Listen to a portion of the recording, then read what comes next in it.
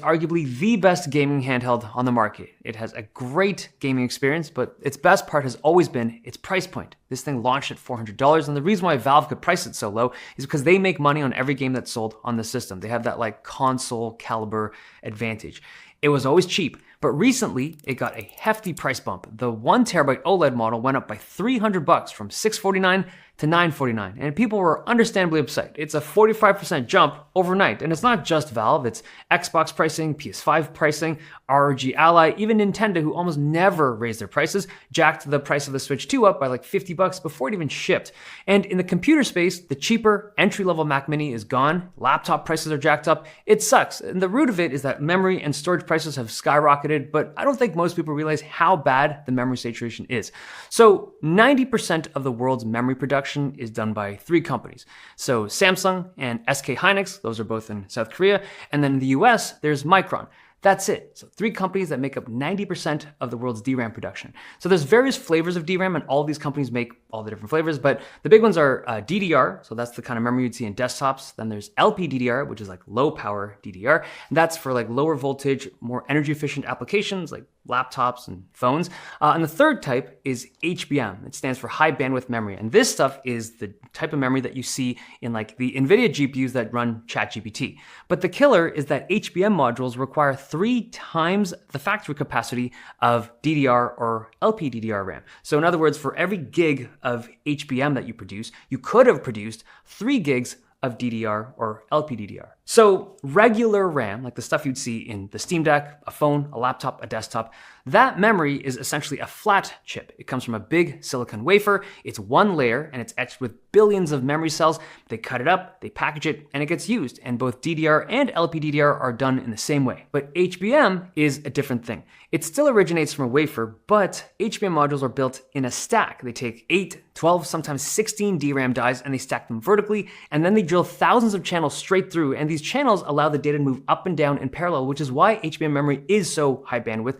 But this process of stacking is absolutely brutal on production rate, or like yields, because when you stack dies and even one of those layers has a defect, which is actually pretty common, too bad, you gotta dump the whole thing. And so yields on HBM modules are often low, like 35 to 40% of HBM output is burnt. It uses a lot of factory capacity. And because it's so wickedly expensive and time consuming and just difficult to make, companies charge a lot of money for it, and the profit margins on HBM is way higher than DDR or LPDDR. And so a lot of factories have shifted their production to HBM. And as a result, for regular memory, since there's less of it being made and there's still strong demand, the price of it goes up and up and up until you have a nearly $1,000 Steam Deck, which is seemingly crazy, but it's not like Valve being greedy here.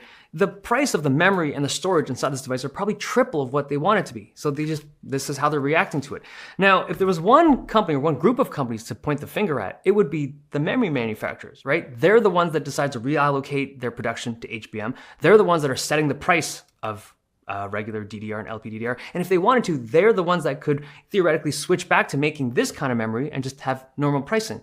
But the memory industry is like a graveyard. In the 90s, there were so many DRAM makers, but today there are 3 big ones left. The rest of them either got bought out or they died from making the same mistake of making too much memory. Because when you make too much, demand goes down, price goes down, and the industry just collapses. So for the guys that remain, SK Hynix, Samsung, Micron, they know that the #1 rule that you never break is never make enough memory. Always make sure that demand is unmet, and so the prices can spike and keep you in business, because the alternative is to make enough memory and then it's over. It's like the party is over. So when AI showed up and was like, hey, we can offer you guys the fattest profits you've ever seen if you make HBM. So they all transitioned. They've all switched over to, because that's just the nature of the business. Now, we've seen expensive RAM for a couple years now. A very expensive gaming handheld, I think, is the least of our problems. I think it gets way worse. Let me show you some numbers.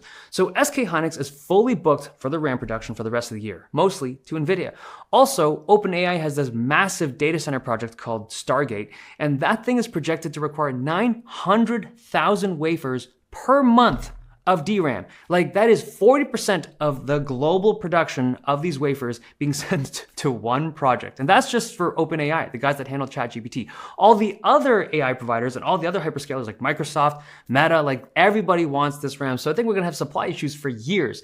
Now, the first reaction you might have is like, if this is the case, why don't they just make more production facilities, right? Well, like I described before, most memory companies do not want to overinvest and get burned because these things are expensive. These facilities are like 15, 20 billion to make. It's like crazy, but they have started it. But keep in mind, these facilities take like 4 or 5 years to come up to operation. And even when they're running, the first couple years have terrible yields. So this thing, like this issue is it goes so deep and for so long. Now, one thing we're already starting to see is this trend of lowered specs. So we're starting to see entry-level Windows laptops being reverted back to 8 gigs of RAM and reduced storage just to keep the prices tolerable. But 8 gigs of RAM in a Windows laptop in 2026 is just not good. And keep in mind that a lot of modern laptops have RAM that's soldered on. You can't ever upgrade it. It's baked on, so you're stuck with the life of that product with 8 gigs of RAM on a Windows laptop that you bought in 2026. That's just the worst. It's so bad.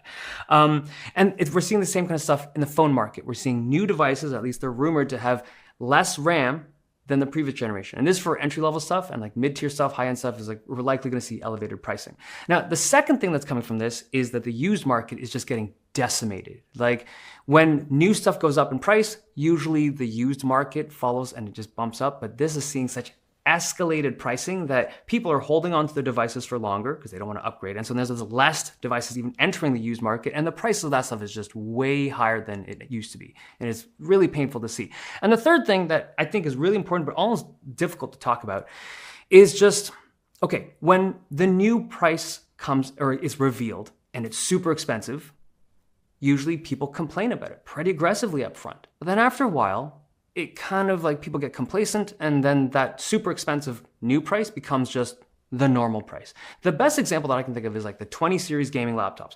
When those first came out, I made so many videos being like, this is crazy pricing. These 20 series gaming laptops, let's say like a 2070 or 2080, those things were like 50% more than the 10 series stuff for like 15% better, sometimes like 10% better. And I was like, this is super expensive. Don't buy this stuff. It's not worth it. People in the beginning agreed. They're like, yeah, this is super expensive. But then enough people bought it, and then they became the normal price. People are like, yeah, this is just the way it is. And so when that happens, like this is a gaming handheld that jumped up by 40, 45% in price. And I just checked before I started shooting this video. These things are sold out. This thing, like people complain, they're like, oh my God, this is crazy. How is it $300 more than it was yesterday? And then today, it's sold out. This is just the way it is. And when more and more people buy these things and just accept that price, and it's not Valve, right? It's the markets of the world that are influencing this, but it becomes the norm and it never comes back down. Look at desktop GPUs. When the 5090 first came out with its $2,000 MSRP, people were outraged at the price. They were like, this is crazy. But then people got used to it, people bought it, and now you can't even keep a 5090 on the shelf. It pops up, it gets sold immediately because at this point, a $2,000 5090 is arguably a good price. And like, here's the thing. I made this video because when I saw the price of the Steam Deck go up, I had this like sick, almost visceral reaction to it because I thought if there was one product that would be able to withstand the whole RAM and storage price bump, it would be this thing, because Valve has their Steam store. They can subsidize the cost of this with Steam sale or game sales. And even Valve got hit. I was like, holy. So this is just like a brain dump. I hope you guys enjoyed this video. I hope you learned something from it, but this is just my kind of immediate reaction to this whole Steam Deck going up in price.